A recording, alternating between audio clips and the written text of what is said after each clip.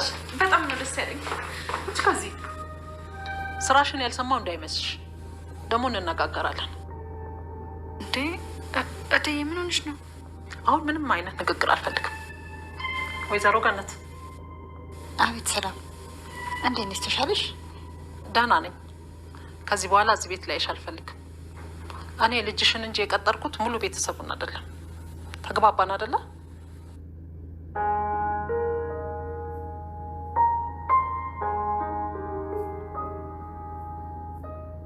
እሺ ወይዘሮ ሰላም። እንዴ እትዬ ይኸውልሽ፣ አንቺን ብትሆኚ ካልተስማማሽ ቤቱን ለቀሽ መውጣት ትችያለሽ። እባክሽን ወይዘሮ ገነት አሁን ቤት የለቀሽ ውጭልኝ።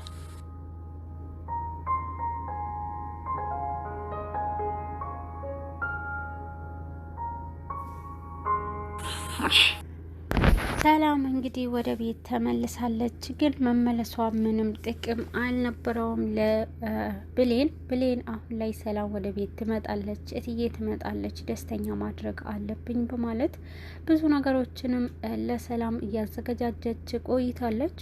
ግን ደግሞ ገኒ ይህንን ነገር ከልጄ መደበቅ አልችልም እና ሁሉንም ነገር መናገር አለብኝ፣ አሁን ላይ ከዚህ በላይ ልደብቃት አይገባም ብላለች። ገነት ከቤት ወጥታ ወደ ብሌን ለማምራት በምትሞክር ሰዓት በኃይሉ አጠገቧ ጎረቤቷ አድርጎ እንድትከታተላት ያደረጋትንም ሴት አሁን ላይ እየመጣችና ወዴት ልትሄጂ ነው እያለቻት ነበረ። ከዚህ በላይ እህቴን ልጄንም መጉዳት አልችልምና ልጄንም ከዚህ በላይ እንድትጎዳብኝና ድብብቆሽ ውስጥ እንድትገባብኝ አልፈልግም በማለት ነበረ የተናገረችው። እንዴት ሊሆን ይችላል? እንዳትሄጂ፣ ይሄ ነገር ውሸት ነው እያለቻት ነበርና አይ ውሸትም ቢሆን ሁሉንም ነገር ከልጄ ከዚህ በላይ መደበቅ አልችልም ብላለች። ግን ደግሞ ሴትዮዋ እንዳትሄድ አድርጋታለች ማለት ነው። በእጇ እየያዘቻት ወደ እንዳትሄድ ስትገፈትራት ነበርና ለምንድነው ቆይ አንቺ በዚህ ናክል እንዲህ የተጨነቅሽው በማለት ጭንቀቴን ስላጋራዎች ነው እያለቻት ነበርና በዚህን ሰዓት አይ እንደ አንቺ በኋላ ላይ እሷስ ልጅ አይደለች እንዳትጎዳ ብዬ ነው በማለት ስታስመስል ነበረ። ገነትም ከሷ ቀድማ ለመሄድ ሞክራለች። አይ ይሄ ነገር ማድረግ አለብኝ ብላ ተላልፋ ትሄዳለች ማለት ነው። በዚህን ሰዓት ወደ በኃይሉ ስልክ ስትደዋውል ነበርና ወደ በኃይሉ ስልክ ከደወለች በኋላ ሁሉንም ነገር ለመናገር ፈልጋ ስልኩ ግን ማንሳት አልቻለችም። አሁን ላይ ቃልና ሳሚ ለመተባበር ሞክረዋል ማለት ነው። ቃል በኃይሉ ካስጨነቃት በኋላና ለሰላም ልጇ ብሌን እንደሆነች ለመናገር ሞክረሻል በማለት ውሃ ውስጥ እየዘፈቃት ነበረ። ከዛ በኋላ ግን ራሷ ስታና ብዙ ጊዜ ራሷ ለመንቃት አቅቷት ነበረ። ቃልም አሁን ላይ ቃል በኃይሉን ለመበቀል ፈልጋለች። በኃይሉ ከዛ ካደረጋት በላይ ደግሞ ከጎኗ ሆኖ እንዲረዳት ያደረገችው ሳሚ ነበርና ሳሚ ጋር ስልክ ደውላለች። በኃይሉና ሳሚ አብረው ባሉበት ስልክ ደውላ እያናገረችው ነበርና እኔ እናንተ እንተባበር፣ በኃይሉንም አንተ እንደማትወደው አውቃለሁና ስለዚህ አሁን ላይ ሁለታችን እንተባበር እያለችው ነበረ። ሳሚ እንዴት ላምንሽ እችላለሁ እናስ ደግሞ ለምን ብዬ እያለ ነበረ። በዚህን ሰዓት ሁለታችንም የጋራ የምንፈልገው ነገር አለና ያ ነገር ለማስተካከል ግዴታ መተባበር አለብን ብለዋለች። ሳሚና ቃልም ለመስማማት ሞክረዋል። አሁን ላይ ጓደኛዬ ላገኝ ነው ብሎ ከበኃይሉ ጋር ተነጥሎ ሄዷል። በኃይሉ አልተዋጠለትም። ይሄ ጓደኛው ማን ነው ብለዋል። ለመከተል ሞክሯል። ቃልና ሳሚ ተገናኝተው ሲያወሩ እሱም አግኝቷቸዋል፣ ደርሶባቸዋል። ከኋላ እያሴራችሁ ነው አይደለ? እሰራላችኋለሁ በማለት አሁን ላይ በጣም በንዴት ውስጥ ሆኗል ማለት ነው። በኃይሉ ሁሉንም ነገር ለማበላሸትና ሁለቱም ላይ ክፋት እንደሚሰራ እነሱ ሳያዩት አይቷቸው ሄዷል። ቃልና ሳሚ ተስማምተዋል ማለት ነው። ቃልና ሳሚ አንደኛው ነገር ከቃል ጋር ለመስማማት የሞከረው ሳሚ ይኸውልሽ ይሄ ነገር እንዳደርግ ከፈለግሽ አንቺም እኔን ታግዥኛለሽ ብለዋታል። እሺ ችግር የለም አግዝሃለሁ፣ ግን በምን ጉዳይ ነው ማግዝህ ብለዋለች። አንቺ ብሌን ለእኔ እንድትሆን የኔ እንድትሆን ታግዥኛለሽ፣ እኔ ደግሞ ይሄ ነገር አደርጋለሁ ብለዋታል። በዚህን ሰዓት በደስታ አደርገዋለሁ ብላለች። ቃል ከዳጊ ጋር እንዳትገናኝ እንደምትፈልግና ዳጊ ደግሞ ከሁለቱ ፍቅር መሀል ለመነጠል ሞክረዋል ማለት ነው። አሁን ላይ ከዛ ቤት ብሌንን ካልወጣች መጥፎ ሰው ሆና ካላደረገች ደግሞ ዳጊ ለራሷ እንደማታገኘው ተገንዝባለች ማለት ነው። በዚህ ሰዓት